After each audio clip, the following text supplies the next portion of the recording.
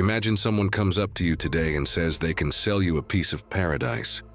Literally sell the salvation of your soul in exchange for a few coins. And that this was not only legal, but encouraged by the most powerful religious institution on the planet. Sounds like a horror movie script, doesn't it? But this was the reality that millions of people lived in the Middle Ages. And worse, this was just one of 7 ways the Catholic Church built an empire of wealth that rivaled any kingdom of the time. Today, you're going to discover the darkest financial secrets of a historical period, where faith and money walked side by side in a way that would shock even the most fervent modern believers. Get ready, because what we're going to reveal here are not conspiracy theories. These are documented historical facts that transformed a spiritual institution into the most profitable corporation of the Middle Ages. Let's start with the first secret, perhaps the most shocking of all, the sale of indulgences. And we're not talking about a discreet little sale in the back of the church. No, we're talking about an organized commercial system with price tables, commissions for sellers, and collection targets. In the 16th century, during the papacy of Leo X, a member of the powerful Medici family, the church needed money to finish the construction of St. Peter's Basilica in Rome, a pharaonic work that would cost fortunes. The solution found was brilliant from a mercantile point of view and devastating from an ethical point of view. They authorized the massive sale of indulgences, documents that promised the remission of sins and the reduction of time in purgatory. But here comes the detail that few know. There was literally a price table for each type of sin. If you had committed fornication, you paid one amount. If the sin was against nature, the price went up to 219 pounds and 15 soldi. Albert of Mainz, a German archbishop who was indebted to the Roman Curia, received papal authorization to carry out a major sales campaign in his territories, with the agreement that half of the money would go to Rome and half would stay with him to pay off his debts. To make the business even more profitable, Albert hired Johann Tetzel, a Dominican friar who had a talent for sales and who traveled entire cities with his aggressive marketing speech promising instant salvation. The scandal was so great that it generated the revolt of Martin Luther, who in 1517 wrote his famous 95 Theses denouncing this practice, initiating the Protestant Reformation. But the question that remains is, how much money exactly did the church collect from this practice? Historians estimate that it was colossal amounts, enough to finance not only St. Peter's Basilica, but also the extravagant lifestyle of popes and cardinals. The second dark secret has a technical name that many are unaware of: simony, which is nothing more than the buying and selling of ecclesiastical positions. Imagine a system where you don't need religious vocation, theological study, or any kind of spiritual commitment to become a bishop or cardinal. You just need money. In the Middle Ages, especially between the 11th and 14th centuries, this practice was so common that it became the cause of internal wars within the church itself. The most emblematic case was that of Hermann, Bishop of Bamberg, who in 1075 was accused of having bought his episcopal position through bribery, paying large sums of money to both Emperor Henry IV and, according to accusations, to Pope Alexander II himself. When the accusation reached Rome, the clergy of Bamberg sent representatives to Pope Gregory VII, asking why he allowed the church to be stained for so long by communion with a heretic. Hermann was eventually deposed, excommunicated, and accused of having invaded the church in a simoniacal way and of squandering ecclesiastical goods. But he was not an isolated case. Emperor Henry IV himself was accused of not appointing bishops according to the quality of their merits, but rather according to whoever offered the most money or was the biggest flatterer of his crimes. The logic was simple and brutal. Ecclesiastical positions came with land, taxes, political power, and a multitude of revenues. So why not sell these positions to whoever could pay more? This practice generated a class of clerics who were basically businessmen dressed in cassocks, more interested in counting coins than in pronouncing sacred texts. Simony was officially condemned by the church in several councils, but in practice it continued to exist in disguised form for centuries. The third secret was public, systematic, and absolutely inescapable for anyone living in medieval Europe: the tithe. Have you ever stopped to think what it means to deliver 10% of everything you produce to an institution? We're not talking about 10% of your salary.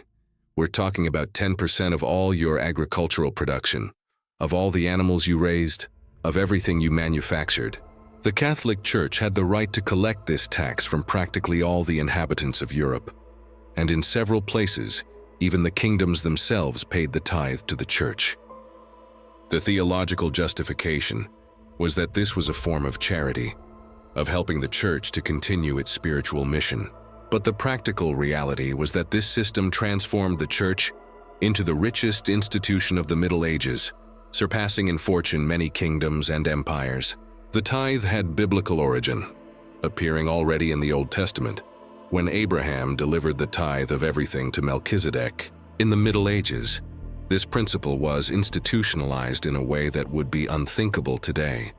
There were official collectors, detailed records, and severe punishments for those who tried to evade.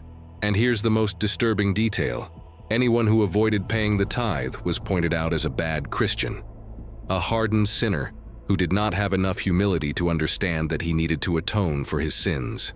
It was a social obligation as much as a religious one, and the fear of hell ensured that the vast majority of people paid religiously.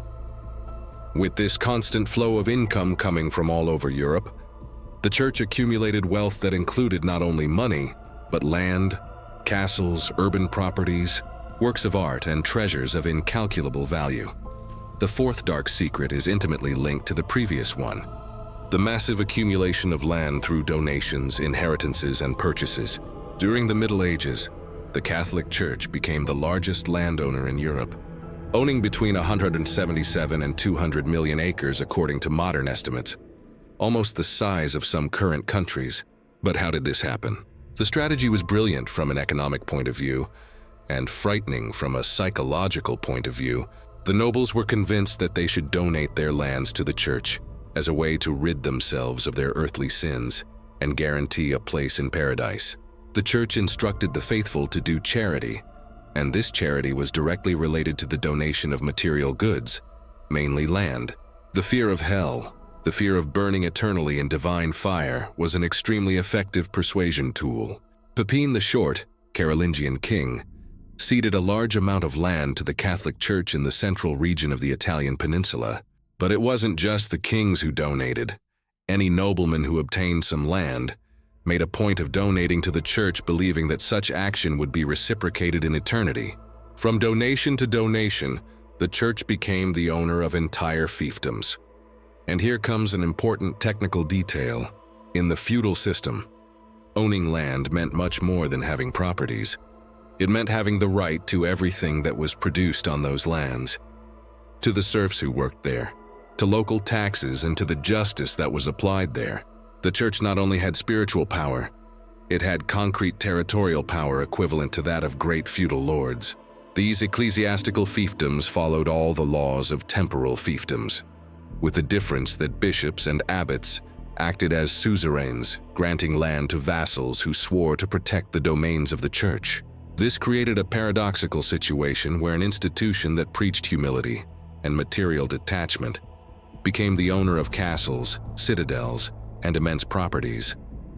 The fifth dark secret involves a trade that mixes faith, superstition, and greed in an almost unbelievable way: the trade in sacred relics. In the Middle Ages, relics were pieces of bones of saints, fragments of Christ's cross, thorns from the crown, pieces of fabric that would have touched sacred figures. Literally any object that could be associated with any event or person considered holy. And these relics were worth fortunes.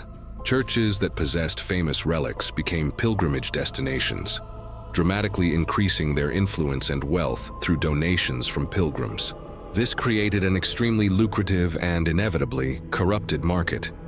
As there were no scientific methods to authenticate the origin of these objects, the trade in false relics exploded. There were so many pieces of Christ's cross circulating throughout Europe that, if we put them all together, we could build several crosses. Constantinople, the capital of the Byzantine Empire, was known as the Christian city that had accumulated the most sacred relics. Being considered the richest city in the world in the early years of the 13th century, with 2/3 of universal wealth passing through its port. But what happened to all this wealth of relics? This leads us directly to the sixth secret. Now tell me something. What do you think of Christian soldiers who should be fighting to liberate Jerusalem in the name of God, completely diverting their route and sacking the richest Christian city in the world just out of greed? Is this what you expect from a religious crusade? Leave your opinion in the comments, because what we're going to reveal now about the Fourth Crusade will make you question everything about the real motivations of these expeditions. The sixth dark secret is in the Crusades, especially in the so-called Fourth Crusade of 1204, which many historians call the Commercial Crusade or Bandit Crusade. Pope Urban II called on Christians in 1095 to begin a crusade against the Muslims with the objective of taking the Holy Land, and this call initiated 2 centuries of wars. But the Fourth Crusade was different. It was an organized sacking of Constantinople, the very capital of the Byzantine Empire, a Christian city. The Crusader Knights, led by Baldwin of Flanders and Boniface of Montferrat, were out of money camped in Venice and owed more than 30,000 marks of silver to the Venetians. The Doge of Venice, Dandolo, suggested a deal. Instead of going to Jerusalem, why not attack Constantinople and divide the spoils? And that's exactly what they did. Between April 12th and 1204, Christian knights sacked Constantinople for entire days, stealing money, mosaics, works of art, sacred relics, and everything of value they found. They even sacked the Basilica of Hagia Sophia, one of Christianity's greatest treasures, which had been built by Emperor Constantine. The city never fully recovered from that sacking. And here comes the most revolting detail. After stealing all that wealth, the Crusaders didn't even go to Jerusalem. They simply returned to Europe with the stolen money. This event created a deep wound between Roman Catholics and Orthodox Catholics that exists to this day. And where did all this stolen wealth go? A significant part went to Venice, part went to the participating knights, and part, naturally, went to the Catholic Church in Rome as donations and tributes. This is the dark side of the Crusades that is rarely taught in history classes. That these expeditions were as much about economic gains as about religious faith. The seventh and final dark secret involves a practice that turned the upper echelons of the church into an exclusive club of powerful families: nepotism. The most notorious case was that of the Borgia family, especially Rodrigo Borgia, who became Pope Alexander VI in 1492. Rodrigo was the nephew of Pope Calixtus III, who used his influence to make Rodrigo a cardinal in 1456, vice-chancellor in 1457, as well as Bishop of Valencia and captain of the papal troops. This was just the beginning of a power climb based on family connections. When he was finally elected pope at age 61, his election was marked by accusations of bribery and financial favoritism. But what Rodrigo did afterwards as Pope Alexander VI shocked even the loose standards of the time.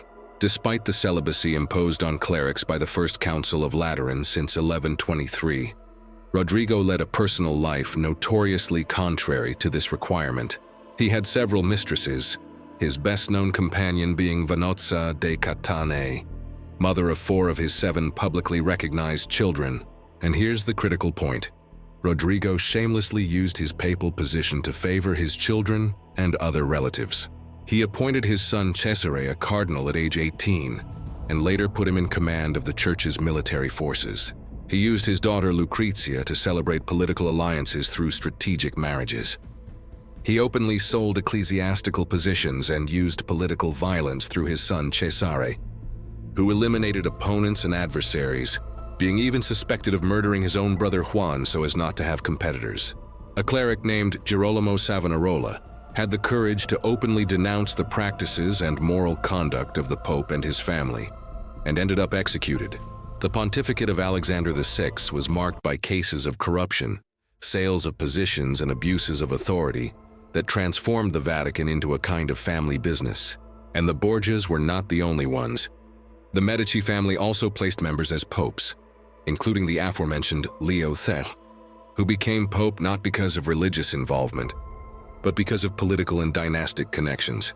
This system of nepotism ensured that wealth and power remained circulating among the same aristocratic families generation after generation. These 7 secrets reveal a disturbing pattern: the transformation of a religious institution into a wealth accumulation machine that used people's faith as its main tool.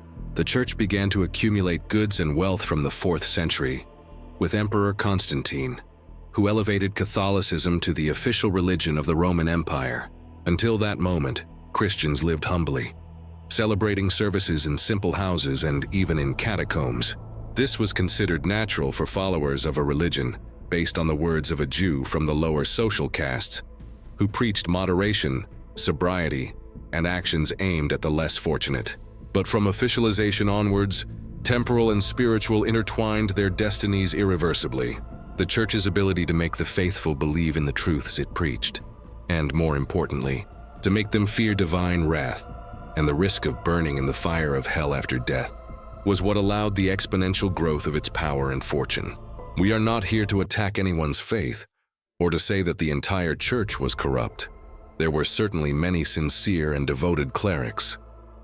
But the documented historical facts show that there was an organized system of enrichment that used mechanisms such as the sale of indulgences, simony, mandatory tithes, land accumulation, relic trade, looting during the Crusades, and shameless nepotism to build a financial empire.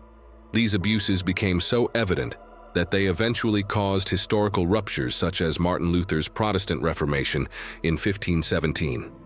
The question that remains is, how did an institution that should represent values such as humility, charity, and material detachment manage to become one of the richest and most powerful entities in human history?